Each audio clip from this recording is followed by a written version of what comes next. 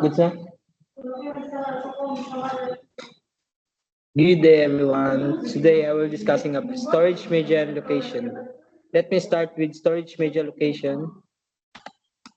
St- Storage media refer to a physical or digital device where we save our files, data, or backup. Basically, ito yung mismong ginagamit, pinaglalagyan ng data.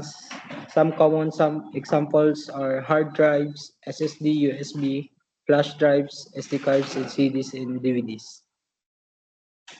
Backup types and even cloud storage servers, we use this device to store document, pictures, videos, and other important data para madali natin ma-access anytime. Next, let's move on to storage location. Storage location naman is the place where the data is stored. Ibig sabihin, saan ba talaga nakasave ang files mo? There are different types of storage locations.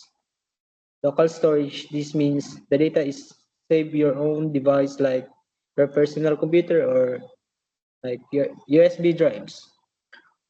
On-site storage, your data is stored in your school or office server room.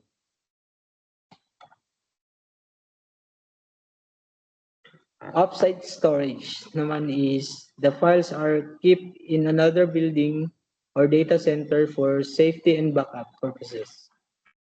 Cloud storage is these are online service like Google Drives or AWS where your data is stored onto internet and you can access it anytime as long as you have a connection.